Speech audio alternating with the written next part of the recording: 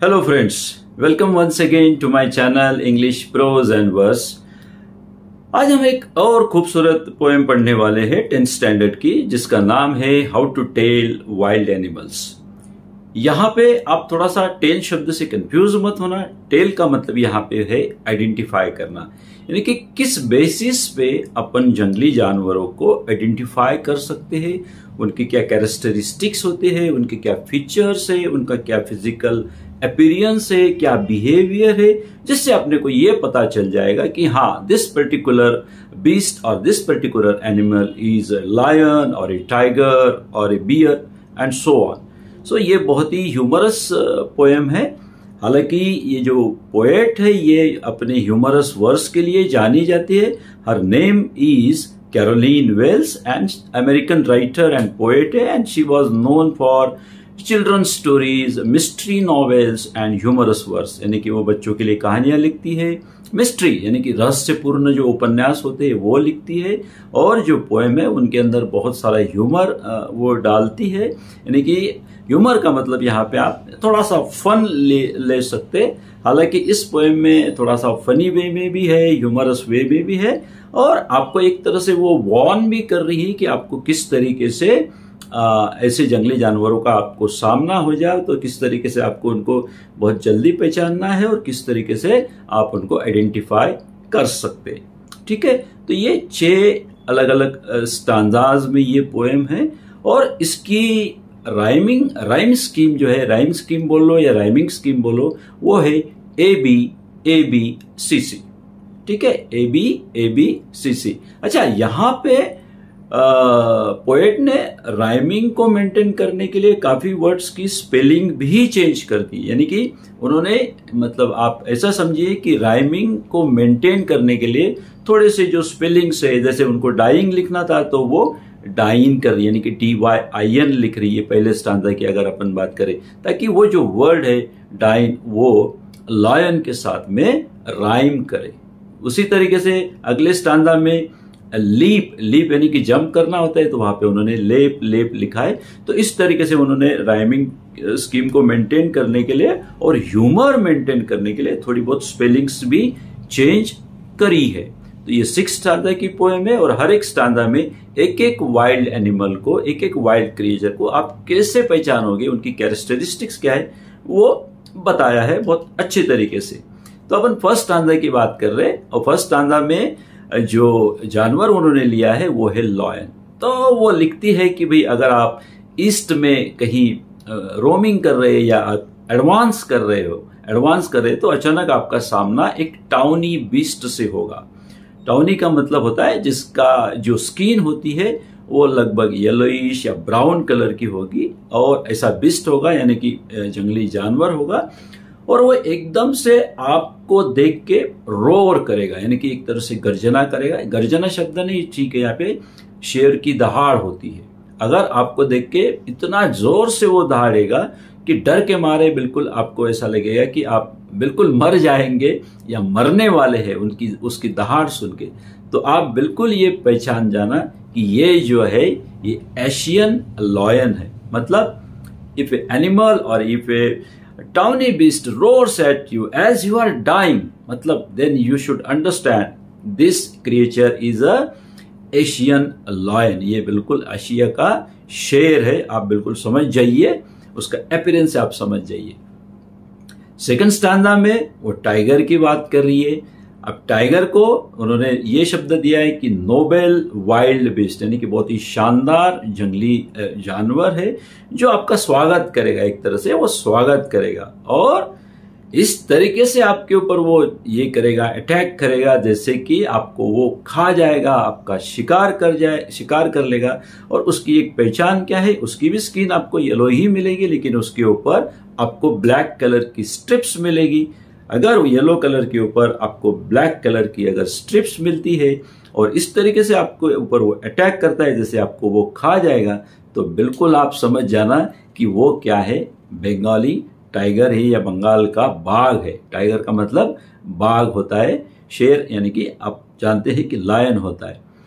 Third stanza में वो एक आइडेंटिफाई करने का तरीका बता रही है, जिसका जो अपन जानते हैं लियोपार्ड।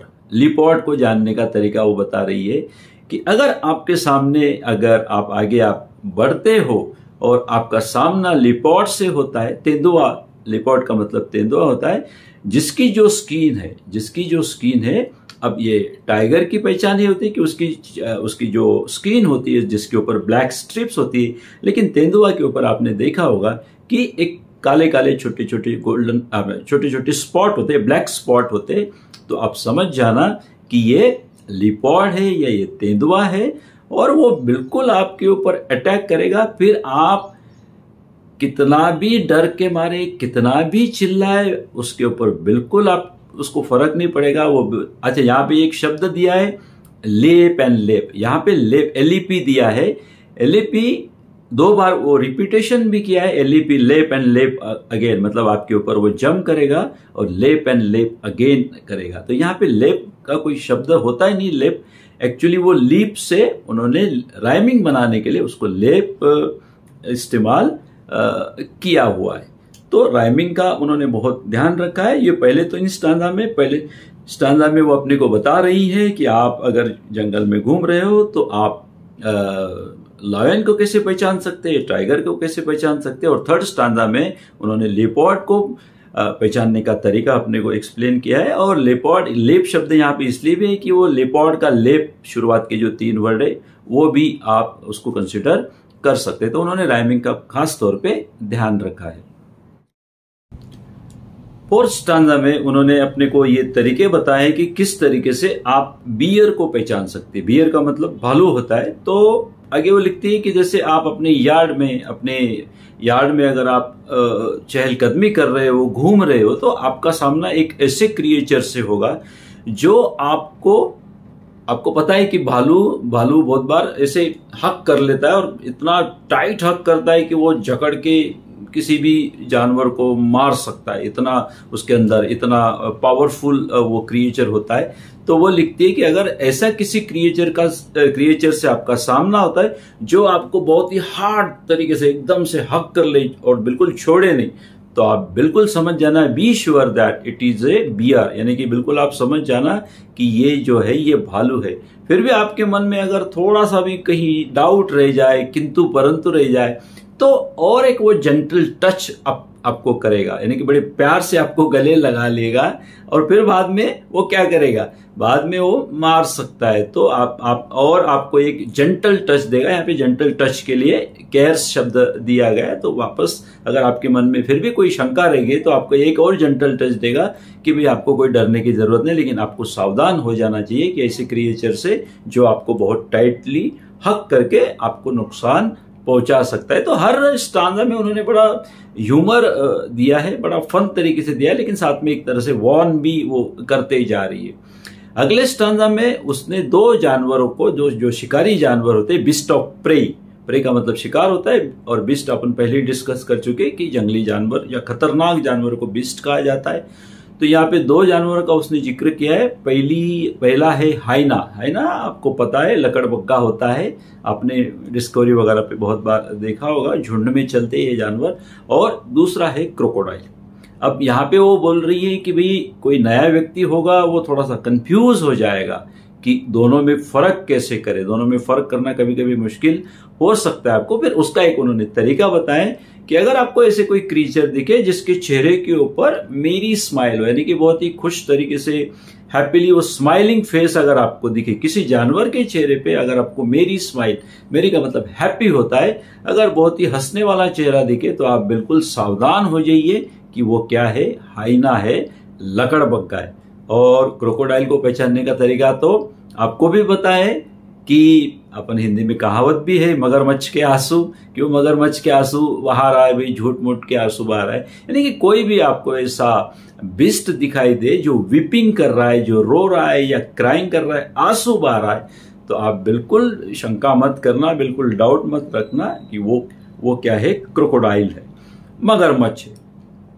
लास्ट स्टांजा में उन्होंने बात करी है कैमेलॉन की। कैमेलॉन का मतलब होता है गिरगिट होता है जो जहां पे भी जिस जगह पे रहता है, आपको उसकी खासियत पता है गिरगिट की कि वो जिस एरिया में रहता है, अगर वो पेड़ पे रहेगा तो अपने आप को ग्रीन बना लेगा, अगर मिट्टी में रहेगा तो अपने आप को थोड़ा सा क्ले या सॉइल का जो कलर रहेगा उस तरीके से वो बना लेते ताकि उसको कोई पहचान ना सके। तो यहाँ पे उन्होंने ये बताया कि if you want to identify chameleon और ए गिरगिट, आपको अगर पहचानना है तो एक आप समझ जाओ कि उसको पहचानेंगे कैसे। उसको पहचानने का तरीका ये है कि लिजार्ड जैसा, छिपकली जैसा कोई जानवर रहेगा जिसके कोई कान नहीं रहेंगे और जिसकी कोई पंख भी नहीं होंगे, तो आप समझ जाना। और तो ये कैमेलॉन का जो फिजिकल अपीयरेंस होता है। और आप किसी पेड़ के ऊपर अगर आप देख रहे हो और पेड़ के ऊपर आपको कुछ नहीं मिले, सिर्फ पेड़ ही नजर आए, तो बिल्कुल आप समझ जाइए कि वो कैमेलॉन है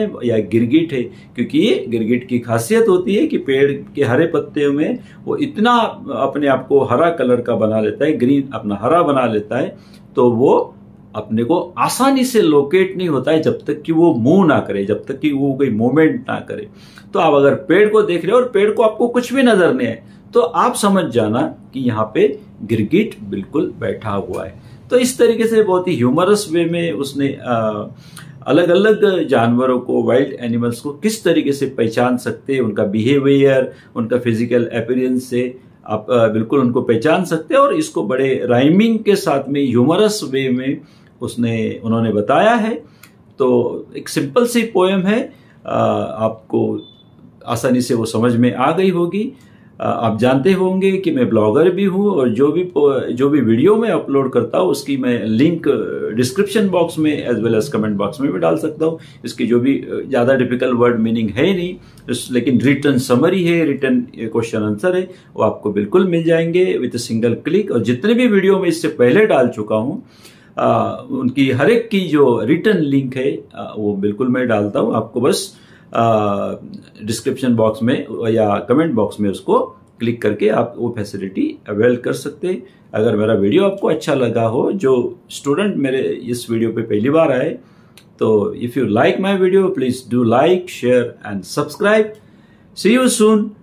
और आपको ये पता है कि मैं अलग अलग ग्रामर के, एसे के और 10th, 11th, 12th के सारे जो लेसन या पोएम की वीडियोस डालता रहता हूँ। अगर कोई दूसरे बच्चे हैं, दूसरे स्टूडेंट है दूसरे स्टैंडर्ड के, तो वो भी मेरे प्लेलिस्ट में जाके देख सकते। Thank you very much for watching my video. See you in the next video. Till then goodbye and take care. And monsoon चल रहा है, तो जैसा मैं हर वीडियो के एंड में कहता हूं कि इस मानसून में थोड़ा सा प्लांटेशन कीजिए ताकि अपनी हर धरती जो है हरी भरी रहे, ग्रीन रहे और अपन ग्लोबल वार्मिंग या क्लाइमेट चेंज के जो बैड इफेक्ट्स है उसका सामना अपन कर सकते हैं। क्योंकि एक व्यक्ति का जॉब नहीं है, सबको अपने को मिलके काम करना पड़ेगा। तो plant a tree, plant a universal health. Thank you.